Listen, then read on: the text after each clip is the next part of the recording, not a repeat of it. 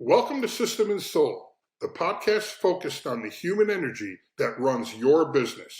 I'm Chris White, along with my co-host, Benj Miller. All right, you guys ready? Here we go. Jake, drop that beat. 3, 2, 1. Here we go!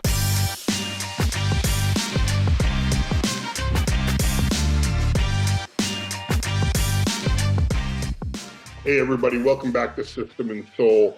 And I'm really excited. Today we have Jennifer Zick, the CEO founder of Authentic Brand. Hey, welcome Jen, how are you? Hey Chris, thank you so much for having me on the show again. It's just a pleasure to spend time with you. Well, likewise, we've known each other several years now, and I really just appreciate, that relationship. And it was started and founded in business, and now it's blossoming into all the other stuff we're doing together. So you've been very, very helpful and beneficial for us too. I wanted to have a conversation with you today. I've always appreciated your perspective on things, but specifically, you just finished your System and Soul podcast series, and you had 6 wonderful guests, 6 different topics. And if you haven't heard or listened to any of those, everybody, you're going to want to go back and check them out. But now that they're done and they're out there, Jennifer, I wanted to just come full circle. What was that experience like for you? Well, first, Chris, it was really humbling, and it's such a blessing that you and Benj, who've established such a great followership on your podcast, that you would lend me your microphone and trust me to create content that would be helpful to your listening audience. So it was an honor and a privilege, and I hope I delivered the energy and insights that your audience has come to expect. It also was a little bit of a nurturing of a seed in my heart. Eventually, I'd love to have a podcast of my own, but this isn't the year for it, given all my other commitments. So thank you for letting me play on the playground a little bit. I loved it. You're Had a lot of fun. natural. I mean, look, I don't know what you needed to prove to yourself, but yeah, you should definitely have a podcast. You were.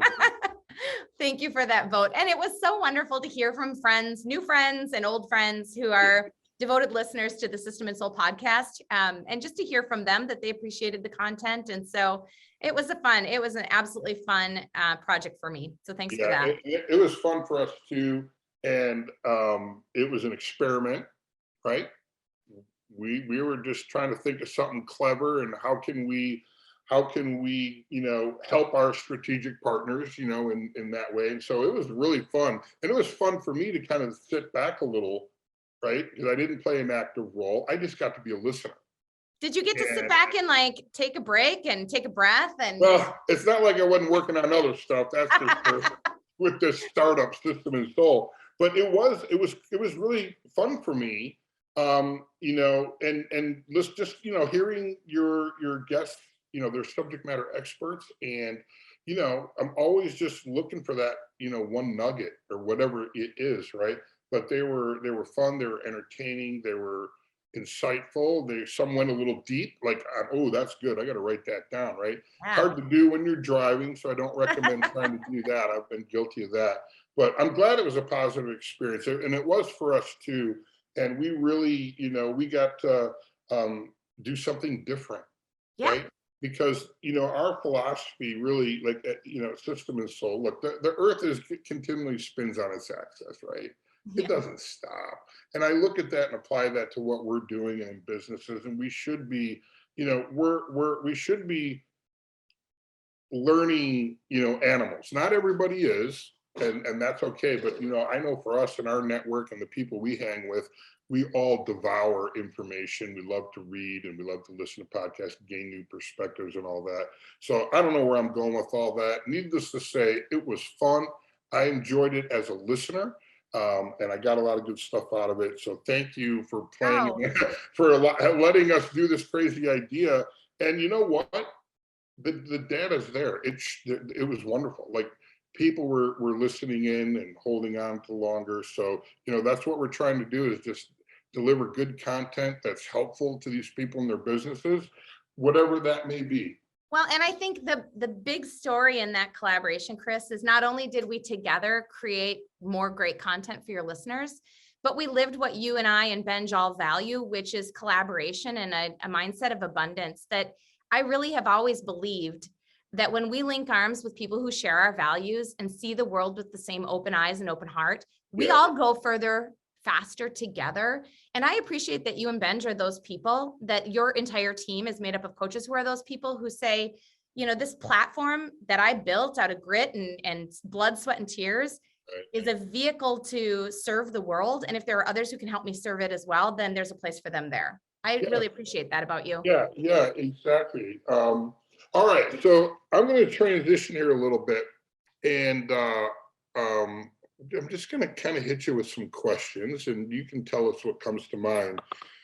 But at System and Soul, we are 100% focused on getting the people in our clients' organizations in sync with their systems, right? Their operations, and giving both sides of the business our attention. So I'm going to go to the soul side of the business, and here's my question.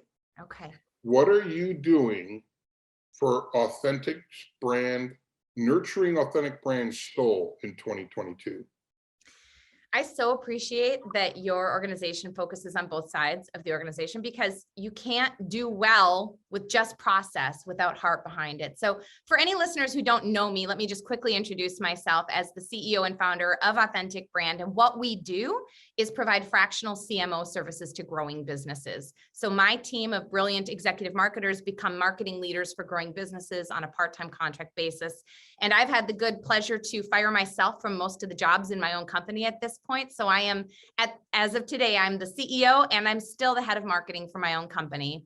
And when it comes to the soul and the health of Authentic Brand, I can say what I think a lot of business leaders and owners and executives feel right now, which is after the last 2 years, I'm pretty tired. There's been a lot of pivoting. There's been a lot of drumming up the energy and the belief and carrying the team along, and change management every single day on proportions we've not seen before. And then carrying our clients and our partners on that journey. It's been a major lift. And I recently heard a business advisor share in my Vistage group that a small statement that has really stuck with me, which is, the leader brings the weather. I'm responsible in my company to set the weather every single day, and doing that with a team that's distributed between in-person and virtually is a pretty big and very important role. And so the thing that I've chosen to do this year to help bring the weather is really giving myself some rest. So my company is celebrating 5 years in business this March. Congratulations. Thank you. It's been 5 years of heart and soul and blood, sweat, and tears, and all that goes into that. And so I've let my team know that in September, I'm taking the month off as a sabbatical. And I'm saying it now on your show as something people can hold me accountable to. I need rest so that I can bring positive energy back into my business. And I've hired good people that I can trust to run this business. So that's what I'm doing. I love that.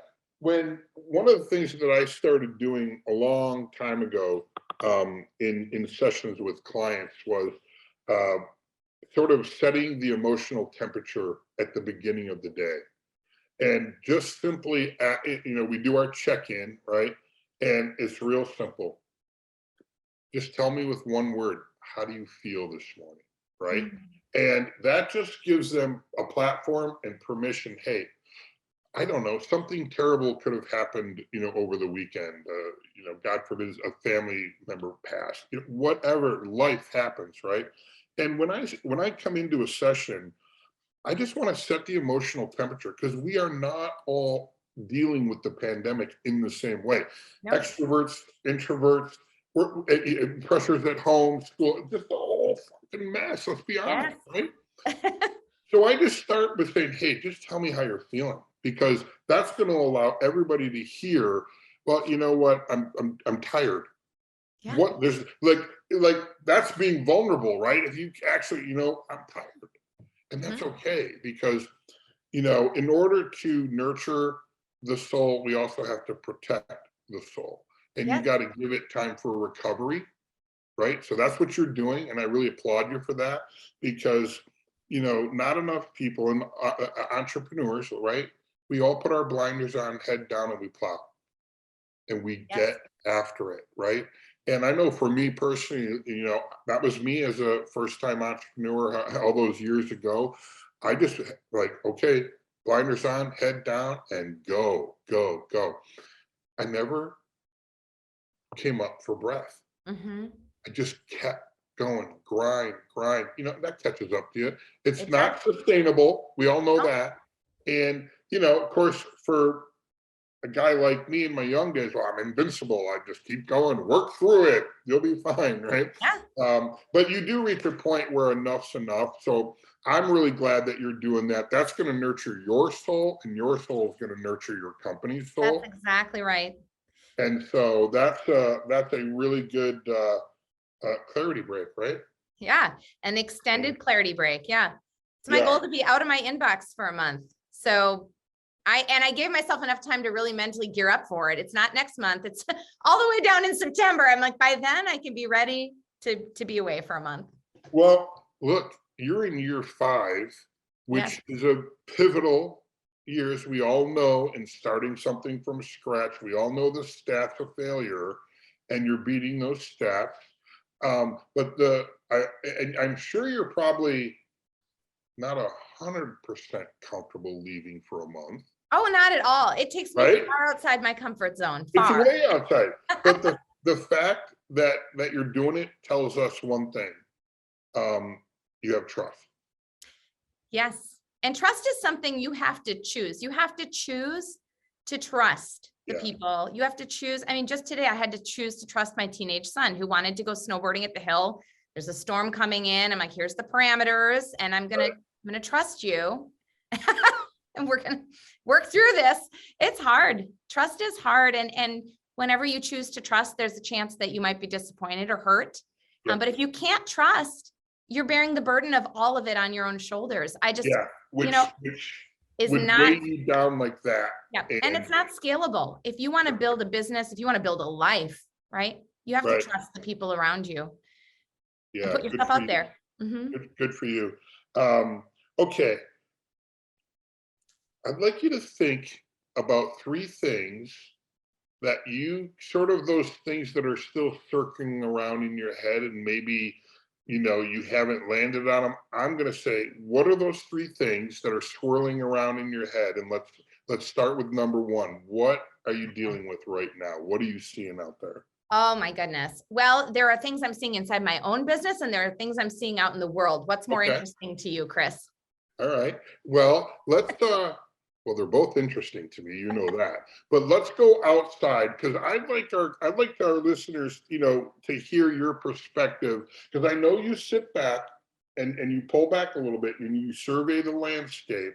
And from a CMO's perspective, what are you seeing that our entrepreneurs are dealing with? Yeah, thank you. I'm happy to share my perspective. And you're right.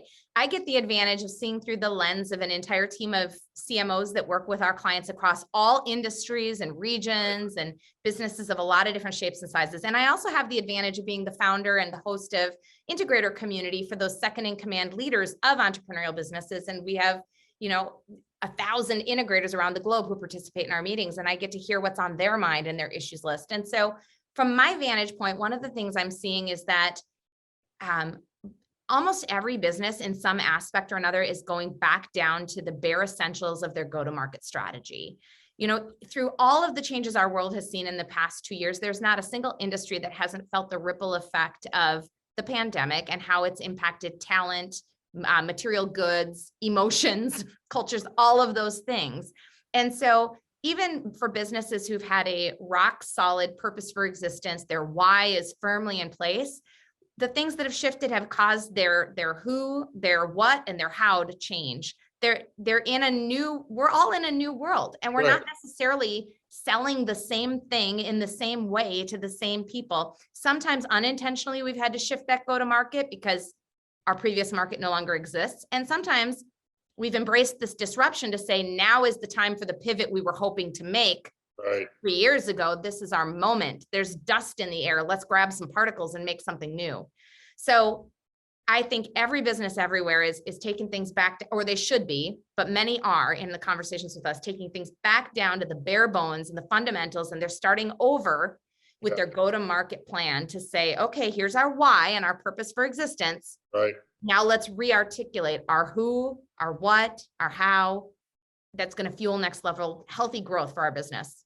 Yeah, that's really good, because Even some of my clients, their purpose changed a little bit just because of how they were impacted, and some of their pivots might have been micro, but I am thinking of one where it was a major pivot and decision to shift lanes, right? Yes. That was a big deal. But they were being, this is what I'm seeing as I listen to everything you said, those that are being realistic about their situation, Yes. are having open, candid conversations Yes. about the impact and whether or not to pivot. Yes. So I too am seeing a lot more in-depth conversation around that, Yes. because okay, if we know who we are, like we know our identity, we know our ethos, we know our purpose. Good. All right. Now we can, if we're staying with that, what opportunities do we need to be discussing, and or on a weekly basis, just keeping it in there and grinding it out until you land on something. And to come back to the basics is a great way. I love when you said that, because that's really what they're doing, is they're reassessing. Okay, let's go back to the basics. We know our Yes. why. Okay, we're rock solid, we're cool. We know who we are, like the ethos of our organization, that hasn't changed. All right, cool. Then let's go over here and let's have these new discussions, to go deeper and expose whatever it is. Yeah. It can And be any anything. business that is protecting their 2018, 2019 go-to-market strategy, like a sacred something, is Right. going to lose, because their competitors are getting creative and innovative and are saying, besides our life-changing purpose for existence, everything else is up for grabs right now. Everything else is open to restructure, right? And the reason that clients are finding a lot of confidence in working with Authentic Brand as our methodology approach to the work we do as marketers has always been rooted and grounded in purpose first, and then the audience and the brand and the message and the experience to support it, and eventually down to the tactics, right? The world is no longer safe. It's no longer safe to take that same go-to-market strategy, rinse it, and add a new tactic to it. Or it's not safe for that. Like, we need to be willing to lay it on the altar and say, how do we, within this new world, with the landscape as best as we can see it, because it's still not fully clear, how do we anchor to our purpose and stay nimble enough to embrace the opportunity and be comfortable with the chaos? Have you found, like, and I think of, some people will be like, yes. Others will be like, oh my gosh, Jennifer, Scary. no. Like, how are you getting those mindsets to come over, to real, to me, it's about reality, but that's another discussion. Well, every organization has a different appetite for change, and the pace of change, and the speed and the investment in that change, right? So some of our clients are very willing to be moved in new directions, and they have the funding and the fortitude and the appetite for that. And other clients are saying, we want to do this gradually and manage against risk while also building into new spaces. And you know what? We have to respect the culture we find ourselves in. We become the head of marketing within a business that has a culture and has a value system and has a certain appetite for risk and investment. So we work within the parameters of who they are, but we don't miss the opportunity to help them see new opportunities as well, right? We're not going to show up and just be yes people and let the culture and the way things have always been dictate what our role is. We're hired to be both an outside perspective and an inside leader, and we have to bring that outside perspective and speak the truth because we care, and because we can see from an outsider's vantage point where some of the opportunities are. If you're running a business, I've got something for you. Whether you're running System and Soul, another framework, or you've been listening for a while and you need to be doing something. You have spreadsheets everywhere with different priorities, different objectives, different to-dos, an org chart somewhere. It's messy, it's hard to track, and it gets abandoned over time. We know because we've seen it and we've been there. That's why we've created S2 Sync. It's all in one app for your business, from communicating the big picture all the way down to the actions that your team needs to take and the things they need to focus on. We're going to give you a customizable platform to track, store, and collaborate with your teams as you implement your business framework. So never miss a beat. Inside S2 app, you can build out your long-term vision in the S2 roadmap. You can track weekly and monthly KPIs for your team and individual members on your custom scoreboard. You can organize and outline quarterly objectives with all of the important details, assign ongoing actions, keep a list of your important obstacles, opportunities, and updates you need to discuss in your weekly sync team meetings, and so much more. You can access your free trial of the S2 app today. Just go to s2sync.com. That's S2, the number, SYNC.com.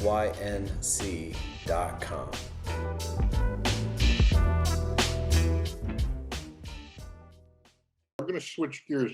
I wrote down something that you said, and I want you to kind of expand on it. But in our conversation, we're going back and forth, and you said, you know what, Chris, it's about finding the trade-offs. And I wrote that down because we didn't have time to explore it. So now we do. Yeah. Where were you going with that? Yeah. Well, this was something I was thinking about on my drive into my office this morning. I was reflecting on last week in my place of work. Last week, we had the opportunity to gather a handful of our core operating team who are based here in Minneapolis and go visit one of our new clients who also happens to be based here in the Twin Cities metro area, and spend half a day on site with them, touring their facility, learning about their product, celebrating our partnership. And I got to put a little spin in there with some gift giving for my clients of their awesome products, all of that. But I came away from that really rich, relationally intensive day.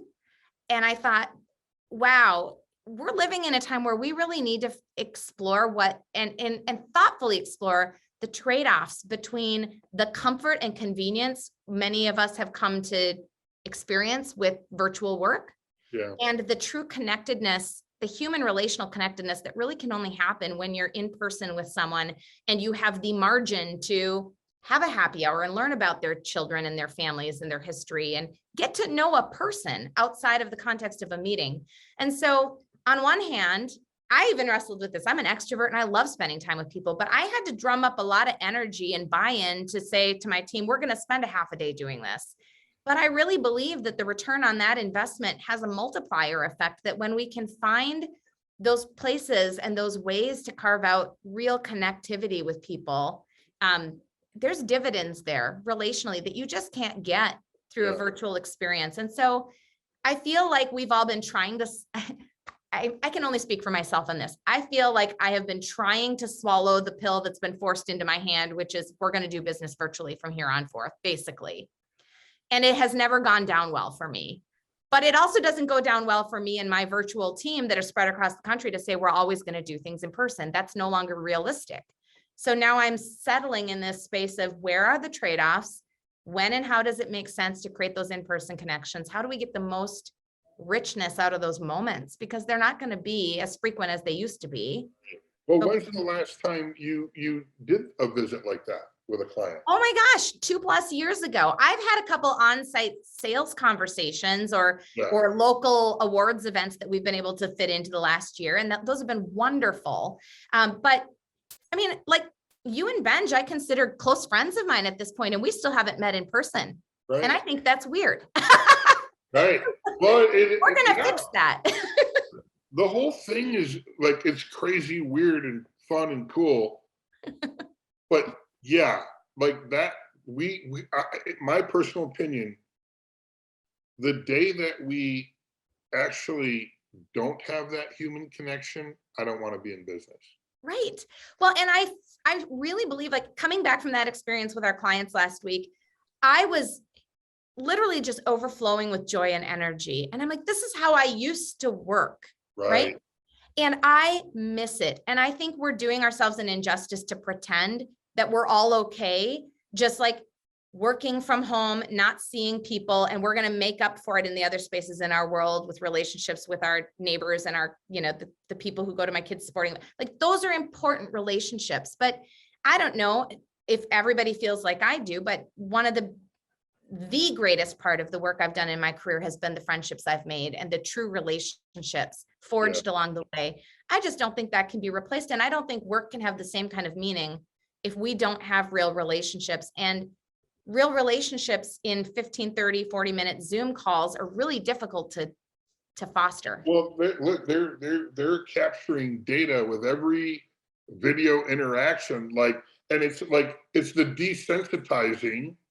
And then is it going to get to a point where, I mean, it's like straight up virtual, no human connection, interaction, like you can see it all over the place. I don't know. We're going to be doing business in the metaverse and I'll just be standing in your office as a hologram, Chris. And then I'll make myself a foot taller and a couple pounds, well, then what's real? I literally, my business is named Authentic. And I just, maybe I sound like an old fuddy-duddy who's, resistant to change, but I'm not. Like, I truly do. I really appreciate the new opportunities that have been presented through technology and virtual connection, because our business has expanded nationally at a pace that I could not have muscled our way through, right? You listen, we're entrepreneurs. Right. We're flexible. We should be flexible. We should be able to adapt, right? To the market conditions. And to your point earlier, those that don't aren't here. Hey, podcast listeners, System and Soul Coach Chris Ames here. I want to share a tip with you today as I work with clients to help them gain clarity and control. Have you ever stumbled upon a principle that resonated so purely with your internal being that you realize it was embedded in your subconscious long before your vocabulary caught up? And if you're like me, you probably had this moment a few times in your life. And when you did, you were struck with a sense of awe. And in those moments, both your subconscious and your conscious mind high-fived each other in a euphoric, dopamine-filled hug. Here's a profound example from my life. And I don't even remember where or when I ran into this phrase, but it's been living in my head rent-free ever since. First, we build our habits, and then our habits build us. Now, if you were literally physically sitting with me right now, you'd see me sit back in my seat and take a sip of coffee while I let this truth wash over both of us. As an axiom, it sits in the envious intersection of strategy and tactics. It's broad and strategic enough to apply to a myriad of contexts, but it's specific and tactical enough to challenge the beholder to take action regardless of the context in which it's being used. Think about it. First, we build our habits, then our habits build us. Now, the sobering reality is this is true for both good and bad habits. I'm sure it's not a stretch to assume that we all at one point developed bad habits responsible for building parts of our lives that we regret. The axiom doesn't care. It doesn't care if it's used for good or bad. Put good in, get good out. Put bad in, buckle up, y'all. Much like compound interest, it can either work for you or against you. The choice is yours. One of the things that drew me to the System and Soul business framework is how well it fits at the intersection of both strategy and tactics. And it does it by leveraging organizational habit building. Like the notion that building a personal habit is an investment in a successful version of you, building business habits can help build successful businesses. The cadences, routines, and common practices that an organization expresses will ultimately build the company in a direction. Problem is that most small and medium-sized companies are too engaged in the day-to-day operation of the business to step above the fray and become intentional about the direction internal corporate habits are taking them. The organization needs to change course, but it keeps rumbling along like it always has, making small pivots that result in marginal growth at best or instability and stagnation at worst. But it doesn't have to be this way. The key to unlocking healthy, stable growth, fueled by organizational change, is to have a winning plan and a coach to lead the executive team through it. As leaders, it is possible to go back and rebuild your habits so that your habits can build you. The System and Soul framework aligns both the system, the processes, and the soul, the people of a business. But that's just part of the winning formula. We also offer a System and Soul coach to walk companies through the first 2 critical years of the journey. First, you build your habits, then your habits build you. You know this now. You probably knew it before, but your conscious and subconscious minds are in sync. So, what are you going to do about it? I'm Chris Ames, and this has been your coaching tip. Enjoy the rest of the episode. Well, listen, I've got one more thing that I wrote down. We're in a world of contradictions. So that was a good segue to this one. Yeah. What contradictions are you seeing out there? Oh, this is one that I wrestle with daily, because I want to believe that if I just show up in the world and shine my light and I'm kind to others and I'm fair and everything is going to work out. And I truly believe that I can find common ground with almost anybody.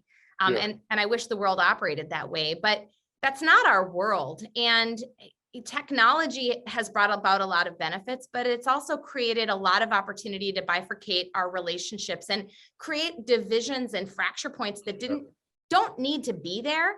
And as a result, it's like our culture and we're striving so hard to find the truth and define the truth that it's creating a lot of contradictions in the world. And one that I was recently thinking about after a conversation with my team about diversity and how much it matters to us at Authentic Brand is, I happen to be a woman who's a founder and a CEO, and I'm proud of all those attributes of my story.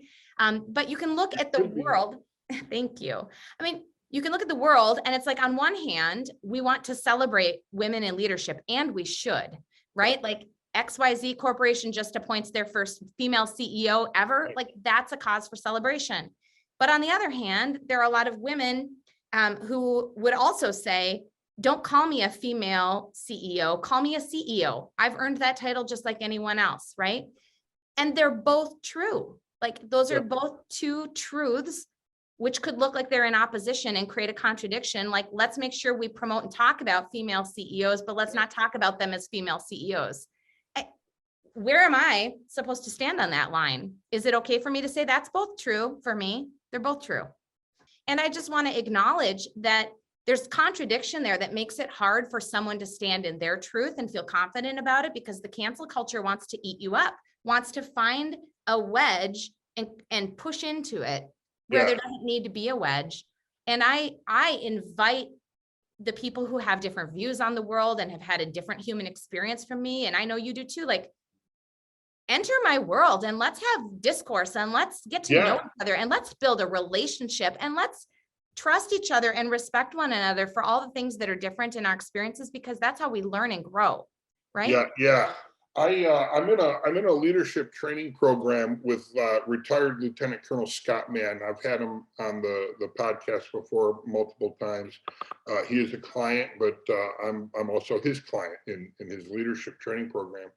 And his role as a Special Force Green Beret was, parachute in to an indigenous population, establish contact, and then build trust, build rapport, and make that human connection, right? Because they are there to help as a Special Force unit, but they also want to empower them to help themselves. So there's dialogue and that conversation. One of the things that he talks about, especially with social media, along the lines of what you're talking about, is it just creates this, the division is so deep, and you get these mouth breathers just spitting off crap, and it's like, oh my God, like, when are we going? We're all human beings. We all seek peace. I believe that, like, sociopaths, and we have the extremes, but most people, we don't want confrontation. We want harmony. Right. And the only way to do that is through an open dialogue. Yes. The willingness to have an open dialogue around it, right? Yeah. And why does everything got to be divided? Yeah. It's tearing everything apart. We don't need to go down that. It's not logical. I'm a person of faith, and I see a bigger picture above what's happening at ground level. And so my heart goes out to the people who are part of the division, who are part of the cancel culture. Like, everybody's looking for their place in the world and their voice in the world Right. and their people, right? Like, and social media is not helping us connect. It has its attributes. I use it prolifically in my business. I see the good that it can do, and then I see the harm that it can do. And, you know, we all just have to take responsibility for our own selves, right? And I had to shut my mouth and tell myself to do life a little differently on social media in the past couple of years, because Right. I didn't want to lose people I actually love, people I truly love, when I don't agree with them. Yeah. And why does the disagreement have to be, why does that little disagreement have to turn into the great divide? Yeah, it doesn't have to. No. But the thing with relationships is, if one person opts out, then there's no relationship. And There's so, no- that's you know, right. knowing what we can control and influence, and then letting go of what we can't, that is the mastery of life, isn't it? But That I is- haven't that's achieved it. it. I haven't Well, achieved but it. that's why it's called it's a path to mastery. Yes. Right. Well, listen, I just want to recap for our listeners, if you're a note taker, you know, we talked about the recalibration of going to market, Mhm. finding your trade-offs, and then, you know, the world of contradictions. Those three great topics.